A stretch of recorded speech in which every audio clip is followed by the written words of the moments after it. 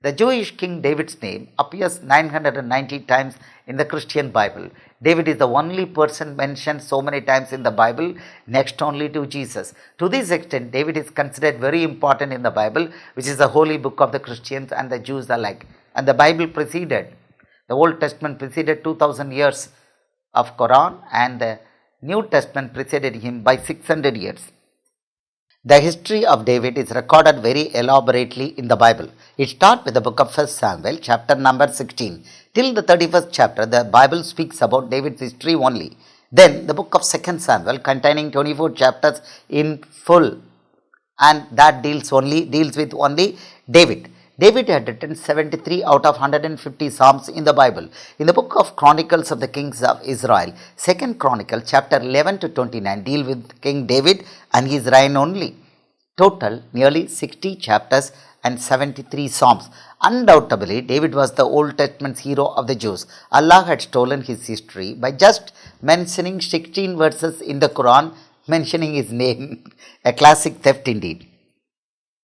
In the Quran, the same David we read about in the Bible is given the name Dawood, and his name appears only in 16 verses. Allah has lied in the Quran that he only gave all the Psalms spoken in the Bible by King David.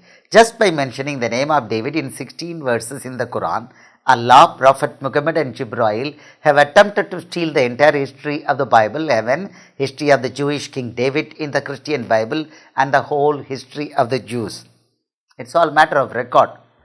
The Muslims today name their children Dawood, meaning David. They do not know that the name David is a name belonging only to the Jews. David is a hero to all the Jews even today. Everyone knows that the Jews are the enemies of the Muslims. The Bible says that David spent his whole life fighting against Philistines, the Palestinians who are Muslims today. But Muslims believe in the lie of Allah and also Muhammad, and name their children after David, who is the most famous person among the Jews, mistaking him a Muslim. In this part, we intend to examine why heaven chose to call Jesus, the Son of God, as the Son of David. The next important agenda is to learn from the Bible the actual history of King David by examining important portions of his life from the Bible.